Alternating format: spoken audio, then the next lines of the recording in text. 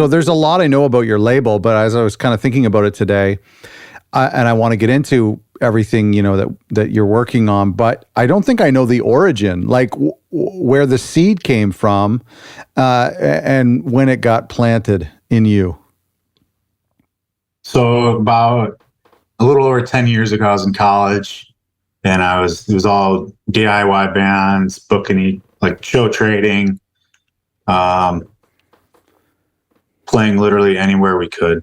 Like, there weren't any venues where we're at. So one time I rented, it eventually got turned into a Starbucks, but I rented an abandoned bookstore for $300 per night, and threw a show there. Wow. But around then, there were these bands that I thought were just absolutely awesome, and I was just astounded that no one else was listening to them or knew them. Yeah. So my idea, the initial idea is like, man, other people need to hear these guys. These guys are great, and I wanted to start a label to help promote those people. Mm-hmm. And I was like, oh, I have absolutely no money. And I was like, okay, I'll do a distro. I've seen people do that, like No Idea Records, where it's a lot of record labels.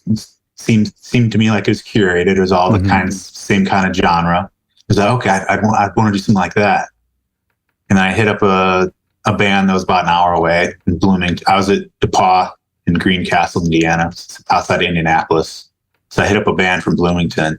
He's like, hey, I want to run distro and carry your stuff. Could I have a couple records? And they were real hesitant and said, yeah, you can buy them. And I didn't even have the money to buy a couple 7-inches from a band.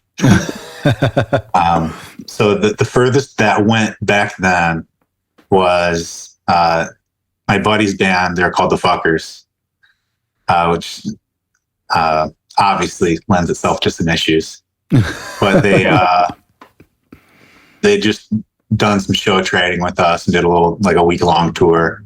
And at the end of the tour, he handed me a stack of burned CDs and glued, like folded and glued printed sleeves, like CD sleeves. And said, here you go. Do with them whatever you want. Good luck starting the label. And I couldn't give them away. Oh, really? Yeah. What did you try to do with them? Originally, I hit up like the university bookstore. That's good. And I said, hey, I'm a student here. I'm trying to start a record label, a distro. It's my band and a couple others. I would love to have a little shelf space, just like a foot. Yeah. In the university bookstore, and they never got back to me. That's as far as it. Yeah. 10 years ago, that's as far as it went. Yeah. And I knew I didn't have the money to put out records of my own band, let alone other people. So it kind of, the whole idea just faltered for a while. Okay. And then, I ended up, after college, kind of bouncing around between, I was going in the direction between, I went to school for archaeology and museum studies a little bit. And I went and did a course that seemed like all the National Park Service positions for docents or tour guides all use this, the CIG, the Certified Interpretive Guide. So I went and took a course in Iowa, drove up to 5 hours, I think, for over a weekend, met a bunch of people, and ended up applying to, they're all naturalists at like state parks. So I ended up applying to be a naturalist at Indiana State Parks.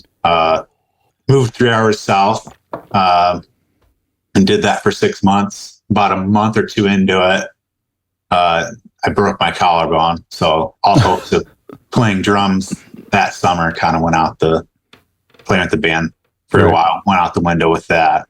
I was actually, I was driving home late one night and on my motorcycle and hit a deer. Oh, geez. I got pretty lucky. Just Yeah. Just a couple broken bones. But after that, I went home, worked all winter, and then that January went on tour filling in for a couple bands. Okay. Like on drums. So that was a good experience because one of them, they were living off food stamps and just whatever handouts they could get off people. They literally lived in the van and just toured year round. And I was like, okay, I don't want to do this. Yeah. Not this way. Yeah. Good guys, but it's like, okay, like whatever the way they're doing, they've been touring a year. Feel like anyone that was kind of in the DIY scene because they've been touring so hard, at least knew of them.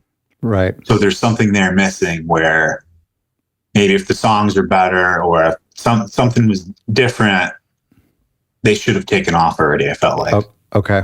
At the same time, I think the Offspring toured for 10 years before Smash. So Right. But after that, I ended up getting a job locally, start up the band again, working in the Indiana Dunes for the National Park Service, and then working at a nonprofit that worked in the national park. And then my girlfriend at the time got pregnant. Okay. I needed some money, took a job teaching, taught for 2 years. I kept getting laid off from the teaching jobs. They kept cutting the classes I was teaching. And then I took a job with my family runs a HVAC business, and he was short on employees. So I ended up working for him.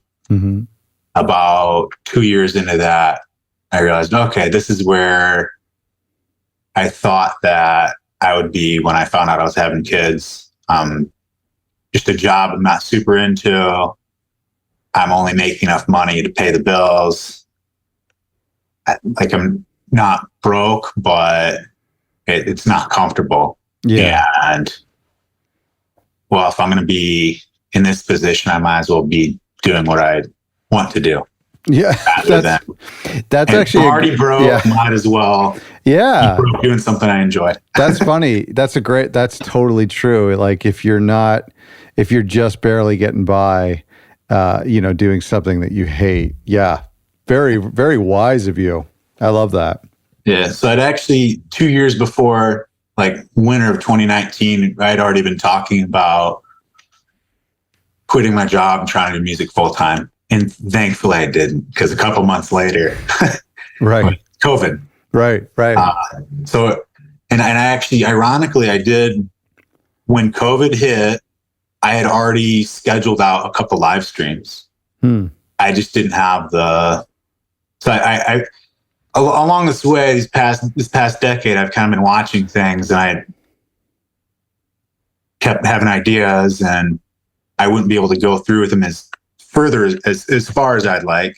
And then I'd see other people be successful at those ideas I had. I'm like, okay. So like, I feel like I kind of have a feel for this. Yeah. Okay. So, that's cool. So last August, it's like August 2nd or 3rd, I spent 2 to 4 hours a day for 2 months, hitting up every single band I liked and asking them, hey, putting together a Kinks tribute compilation. Would you be interested in putting a track together? And originally, it was just bands I knew. And then that you knew personally? Yes, that I knew personally. Okay. And then I started hitting up some people adjacent to them, and they started being interested or saying yes. I'm like, oh, this is. So within one day, I'm like, oh crap! All right, I got to get a professional email going. I was. So you were a nobody, right? Like this is August 2021. So you don't even have a label. You're just saying I want to put a compilation together. Yeah. Okay. For the first day, and then second day, I called my buddy and said, hey, remember that Jungle Juice I made in college? And he said, oh man, this is awesome possum. And we called the Jungle Juice that. Okay. Can I name a record label that? He's like, so you're calling me to ask if you can use the rights to the name? Right. He's joking with me. Yes. Yes. So yeah, man, I don't care. Yeah. So I got awesomepossumrecords.com, which is Right. a mouthful. Yeah. And I started emailing bands, and when the Buzzcock said yes and then asked for a guarantee, I said, "Oh crap, this got real serious, real fast." Wow. Or they asked for advance, not a guarantee. And so, wait, sorry. When did you start like getting brave and emailing? Like within a couple days. Okay. I think August 4th, I hit up Wheatus and a couple of others. Okay. Or actually, no, they were the next week. August 4th, I was hitting up some slightly bigger bands, but not them yet. Okay. Bigger than them, actually. So Buzzcocks wanted an advance, and what happened with that? Negotiated the advance. I said, "All right, cool. I don't have the money right now. I'll hit you up in 2 months when I have the money, and you can record." At that time, all the spare money I had, I scraping together for an artist, for lawyer fees, for all that. Yeah. Ended up getting contract together, got artwork started, and then around November, I was still hitting up some bands, but other bands kind of stopped responding to me. I had about 40 tracks picked, and in January, I only had about 12 recordings. Okay. So most of the bands just kind of fell off the face of the earth or whatever. Yeah. Well, I mean, that's kind of normal, right? If somebody says, "You want to do this?" It's easy to say, "Yeah, that sounds fun." But then it's another thing to actually rehearse this track and book studio time and make it happen, right? Yeah. Some random unknown guy, and I'm asking them. Totally. Well, the fact that you had 12, I mean, when you're making a compilation, I've never done this before, but I wonder if you almost need to contact 40 people, knowing it's a numbers game. For sure. Yeah. It is. I had like 10, I had at least 12 tracks. I ended up, there was a couple that ended up being cut from it. Okay. But there was a point where I was reaching out people kind of the 11th hour and like, "Hey man, I'd like another track or two. It'd be a huge favor if you could go in and record." And how important was it to get like reputable names? Like, do you think you could have pulled this off with not household names, like just friends bands? But now that you have reputable names. That was the original plan. The original plan was I didn't have the resume or portfolio I needed to get a job in the music industry. So I took the advice of Dirk Manning, who he's a comic book writer. He has a book, Right or Wrong: The Creator's Guide to Making Comics. Mm-hmm. And his whole thing is, if you want it bad enough, or if you just want to make comics in general, just start making them. Yeah. No one's gonna give you permission. Yeah, that's right. You have to give yourself permission and just do it. So the original plan was just my friends' bands, put something cool together, and 6 months later, put it out, probably just digitally and CD. And if people really liked it, maybe vinyl later. Yeah. I wasn't expecting it to turn into what it turned into. One second, I need to let my dog in. Sure.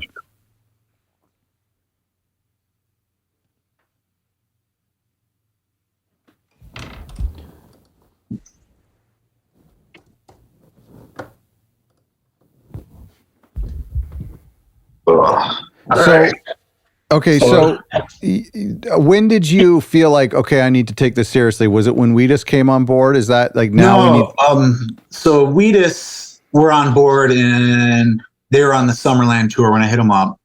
And behind the scenes, what I didn't know is that they had been fiscally not doing great, especially through the pandemic. And they ended up getting invited by Everclear to do the annual kind of 90s, early 2000s, I guess, revival tour, you could say. Mm-hmm. It was with Hoobastank, Living Color, Everclear, and then Wheatus. Mm-hmm. They needed a dog sitter or a place to board their dogs. And they found someone across the river in New Jersey. And they get there and they say, She asks why they're going to be gone for so long. She says, "Oh yeah, we're musicians. We're going on tour." She says, "Oh, okay. You might know my boyfriend. He's in the Rock and Roll Hall of Fame. He's Dave Davies." Oh my gosh! They ended up FaceTiming, and later that day, as Brennan goes into the house or band practice or whatever and starts saying, "Hey, you'll never guess what happened." Matthew and Wheatus responds, "But hey, guess what? We just got asked to do a Kinks cover." Oh man, that is so weird. Really, really weird. So weird. Yeah. I didn't know about that until about a week ago. Really?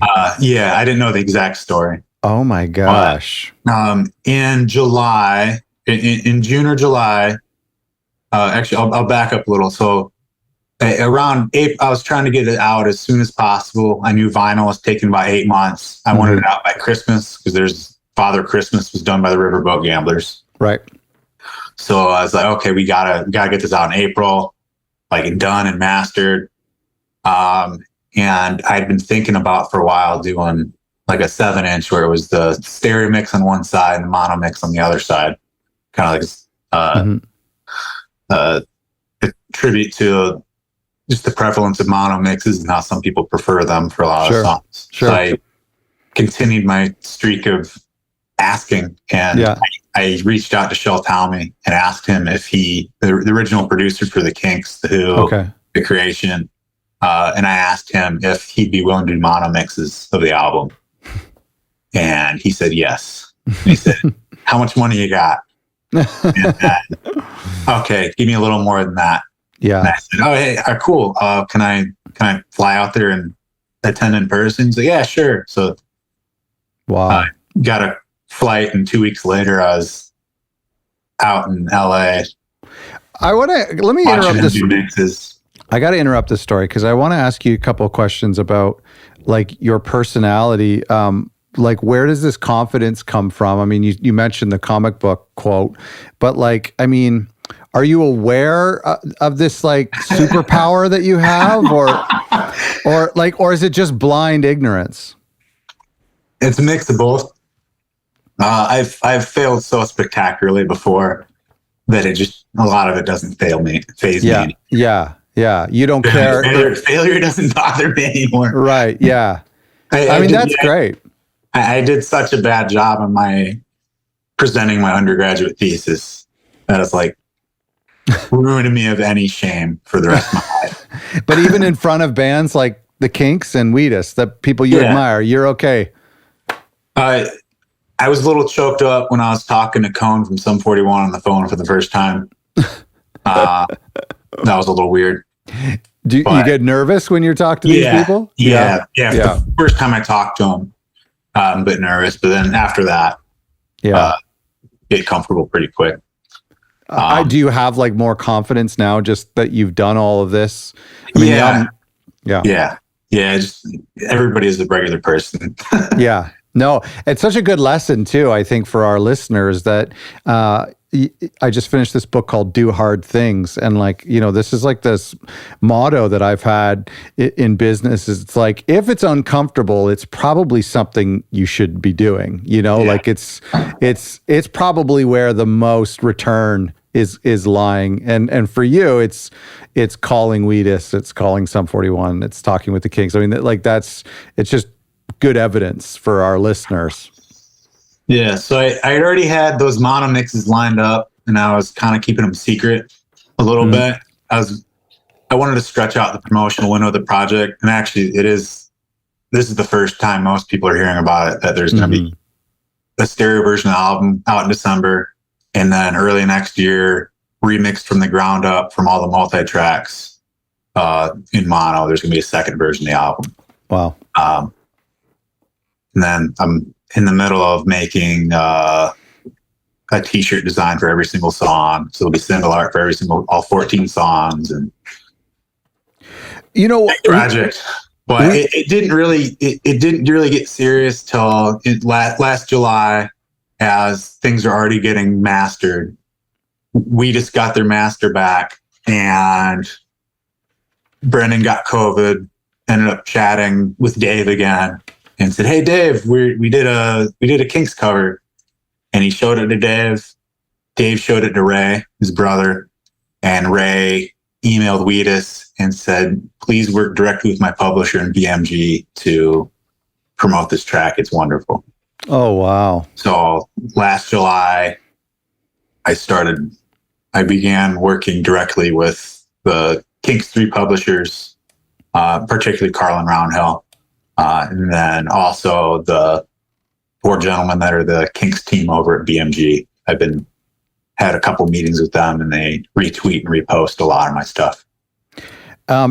This is incredible. I love a story whenever, like, I mean, do they know that you're a nobody? Like, have you been hiding this fact? Yeah, pretty much. I love it. I think it's so amazing. I think it just demystifies a lot of things for people, because a lot of us make up excuses, and it's like, we can't do a Kinks cover. If we're going to do a Kinks covers compilation, we're going to do it just with local bands, and we're going to make it unofficial, and we're not going to pay publishing, and we're just going to do it under the radar. A lot of us make excuses and give ourselves these off ramps so that we don't have to do these hard things. But it turns out we can do them. You're the proof. Yeah, it's just 2 to 4 hours a day, every day after work for a year. Yeah, it's a lot of work. It was hard work for you? Yeah, no, it still is. So Yeah. in July, after that happened, I was looking at all I wanted to do with the album, Mm-hmm. and just how fast some of the artists were getting back to me. It's like, okay, and like radio campaign and just reaching out to record stores. Like, I was like, how much time it would take, literally at least 2 weeks to reach out to every record store in the country about this if I was just calling people or emailing. Yeah. I was like, okay, I literally don't have that much time. Right. So I said, hey, at work, I was like, hey, how far are we booked out on furnace and air jobs? So, 3 weeks. All right. I'm leaving in 3 weeks. Oh, wow. So I took out, luckily, because I went to college with student loans, I had really good credit. So I was able to take out about $25,000 on credit cards as 0% APR cash advances. Mm. So living off that, and then also using that to pay for pressing costs and all that. So since August, I've been self-employed. This is a part of the story that a lot of people you don't hear very often. A lot of people try to keep it a side hustle for as long as possible. Well, I did. Yeah. Yeah, and but you decided to go full in with quitting your job and with like putting actual cash on the line. Yeah. I went and jumped in deep and have to swim out now. Yeah. I can't get out of it. was that just because of how much time you thought that this release couldn't happen in the way it should happen if you had a part-time job or a full-time job? Is that right? Yeah. I got myself set up to substitute teach again here. Mm-hmm. I went for half a day once. I just haven't had enough time. Yeah. I've done a few live sound gigs. Like, I have a PA for my own band that I've gone and done live sound a couple times. About $1,000 from that. Mm-hmm. But otherwise, I'm just bleeding money and wait until the money can come in, and so doing a lot of the artwork myself. So we've talked about this before, and it's one of my favorite things about your label is how you have your own personal interest in like the collectibles world and things outside of music and even art, and how that informs how you create products and are creating records. Can you kind of elaborate on that a little bit? Yeah, so I've always collected action figures and trading cards, and I'm gonna keep some of them secret for a little bit. Yeah, because no one's ever done them, but I'm working on ways to sell physical products with a download code as a way to physically sell singles where it's not the recorded piece of music embedded into it. Yeah, sure. So as an example, I just one of the bands I'm working with a custom toy maker on a action figure of one of the bands. Just sent the prototype back to the guy, and I thought the head could be a little better, so we're gonna try to get a 3D scan of Brendan's head. I mean, that's pretty innovative, and like, I mean, that's just something that a lot of bands wouldn't think of, or sorry, a lot of record labels wouldn't think of, but that just comes from like your interests. Yeah, my interests and background. Yeah. Like the barcode, instead of a barcode, it'll be like a Bandcamp download code. Yeah, that's awesome.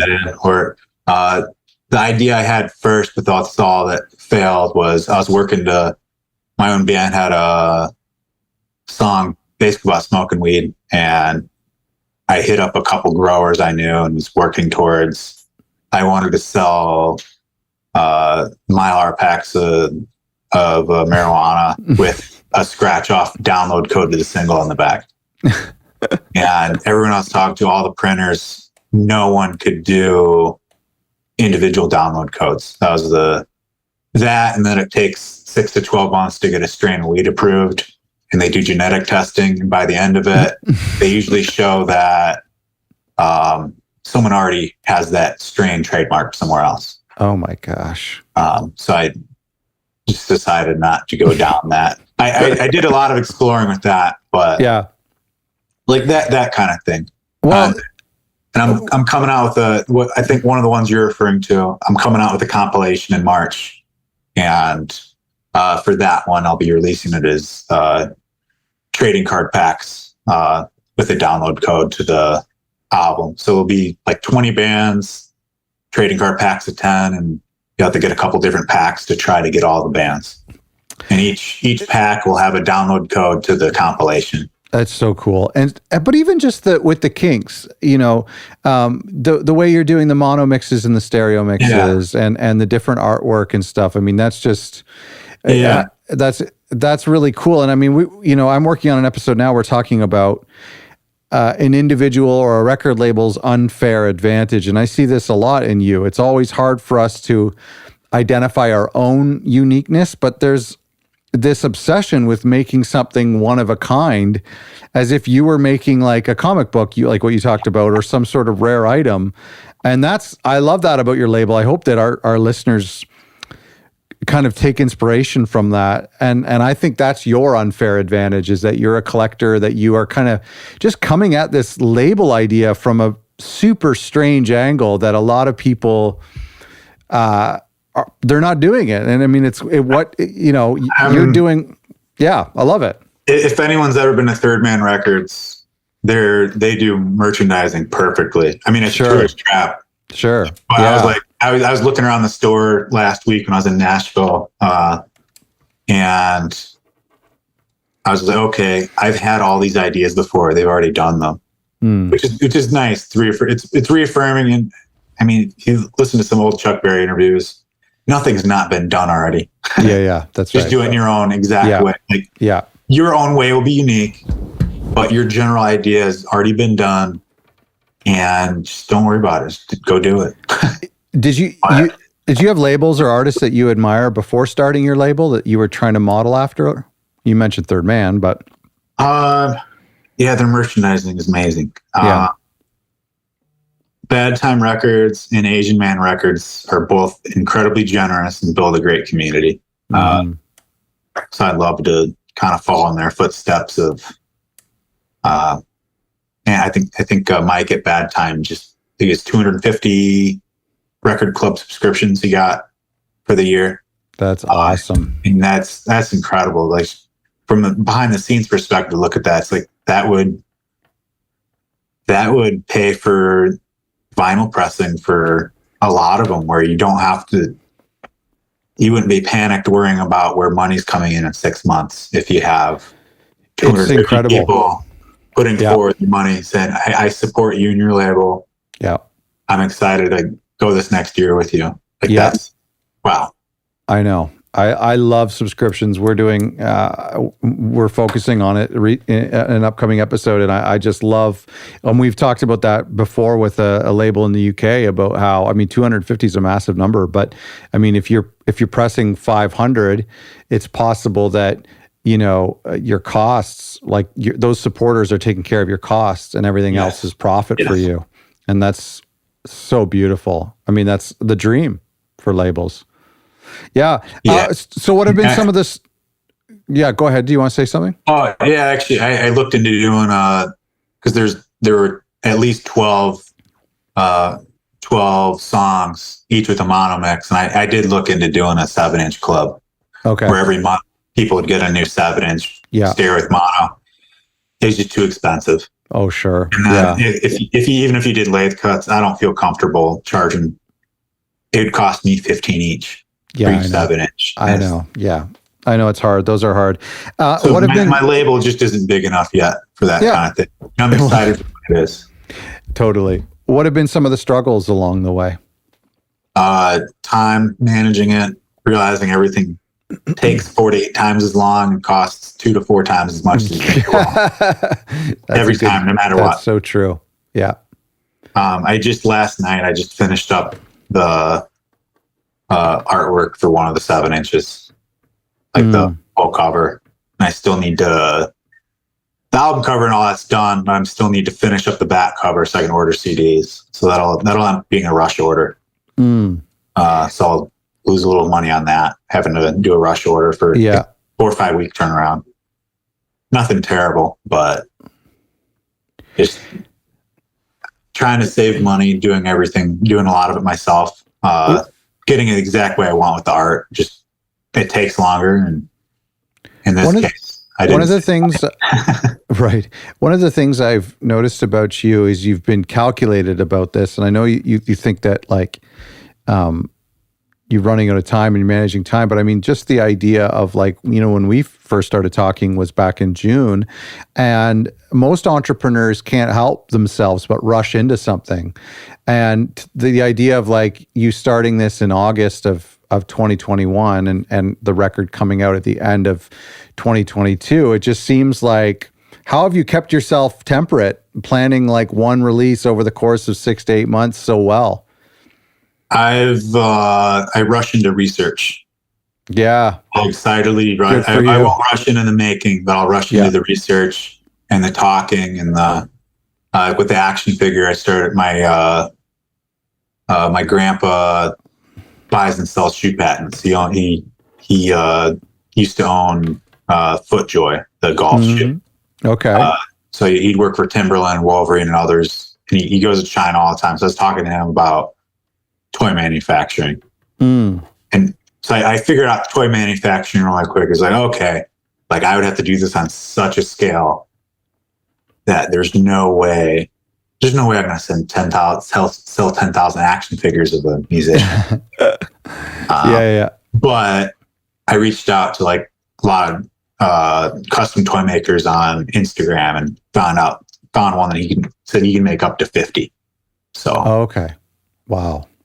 So we'll do that as pre-orders. Well, I mean, yeah, that's amazing. I love that advice, like rushing into research. It's almost like you have all this pent up excitement, and a lot of people will just sign a band quickly and release it. That's what I did 10 years ago. I released 12 records in 1 year because I just was too excited. But I love that idea of like spending all of that energy into planning and developing, as opposed to I that's almost really wise. There's a band from Russia, and if I had more money, I would have rushed into putting out the record on vinyl, an old record, like back catalog. And I even talked to the guys like, it wouldn't make sense. Even in the original proposal to him, was like, it wouldn't make sense to do this. And he agreed with me. Yeah. And I said, but what I do want to do is, and I still might do it. It's been done before, so I'll just say it anyway. But Russia used to do they'd take the X-rays and they'd have the bootleg records. So I was going to do a flexi single. I'd buy some old veterinary X-rays. And, here's a flexi for $5 of some Russian band. Yeah. Like, wait, what? On a veterinary X-ray. It's like, I felt like I'd sell through 1,000 of those at $5 a piece pretty quick, and then there'd be your pressing money. So I might end up doing that for next October still. Interesting. That's fun. Yeah. What kind of lessons have you learned already? I mean, I know that you're still prepping this like major release, and most people don't start with like a major release. Most labels don't start by signing Wheatus to a compilation. But I mean, you're almost a veteran in a way without having released something. There must be some lessons you've learned, or that you would tell yourself 6 months ago, or a new label. Just learn as much as you can, be around people as much as you can. I've learned a lot about mixing in the past, in the past 12 months. Because my own band did a song for the compilation. I rushed out and bought recording equipment to do it at my own house, and we ended up having artifacts and issues with it. So I returned I returned most of the equipment and went and recorded it at a studio, and was out a bit of money because of that. But just don't rush into it too much. Rush into the research. Yeah, good advice. Work with people that know what they're doing. Obviously, you can just start doing it. Yeah. But at the same time, as much as you can, be around other people that are doing it. Like if you wanna be a mixing engineer, go be around other mixing engineers. Yeah. Go. Like I was lucky. Do you find that people are generally like generous with their time and willing to share their? Incredibly. That's awesome. It's there's a local record store, Static Age Records. KC runs it in Michigan City, and he's been since the beginning absolutely generous about information about how distribution works to record stores. Awesome. All that, and just bouncing ideas off them, like, what sells, what kind of margins do you need in order to want to get something. I can't afford to do consignment, so it's like, if I and honestly, the record stores aren't doing consignment. They're forced to, just like a comic book shop, they're forced to buy product at cost. They don't get loaned stock from Taylor Swift. Sure. They have to buy it straight up. Yeah. So it's just, okay, it's like, I'm some unknown guy. Like, how can I make sure that I can get my product to you with demand behind it? So I'm going to end up, there'll be one of the variants of the LP will only be able to be purchased through an independent record store. And in order to get that record, the record store will have to buy at least 3 to 5 copies. Okay. Yeah. Just to cover shipping and all that. So they'll get it. And I'll be, I really don't like scalpers. Mm-hmm. So it does hurt me a little bit. One of the release shows I'm doing for the compilations with Ticketmaster. So that it hurts a little. Oh, really? Just the venues sign up. Yeah. With that. Yeah. But so with all the variants and stuff, there'll already be a markup built in. Sure. Like black copies the black copies of the records will be a lot cheaper. Okay. So just leave the record itself accessible. Yeah. The people that are already willing to spend $30 for a color instead of 20, 25. Yeah. I'm going to charge them that. Sure. Yeah. That's where my income will come from. Oh yeah, I think I'd like to see, we talked about this in our manufacturing episode, but I'd like to see the prices of vinyl go up for customers, just because in a lot of their lifetime products, 30 does seem right from what you were saying last episode. Oh, for sure. Yeah. Listen, we got to run, but we are right now, as people are listening to this, we're in the end of 2022, and people will hear this episode not too long from now. So tell us what's going on with the compilation and the next couple of months timeline. So I'm releasing Starstruck, a tribute to the Kinks, in stereo, December 9th.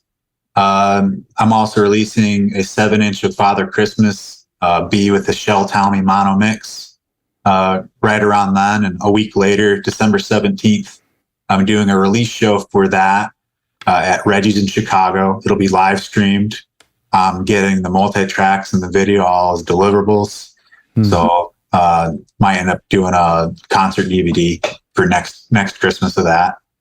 4 weeks later, Starstruck, B with Brennan's own mono mix, is coming out as a 7-inch, and we're doing a release show at Mercury Lounge and on January 14th in New York City.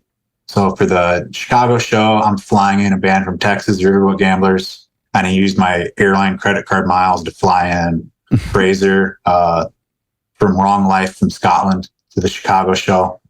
And then for January, Todd Morse from The Offspring, who was one half of Operation MD, he's playing with Wheatus, and then Joel from Pansy Division and the Avengers and Mr. T Experience.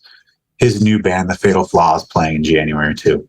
Oh, that's awesome. And then a couple weeks later, I'll announce the mono version of the album.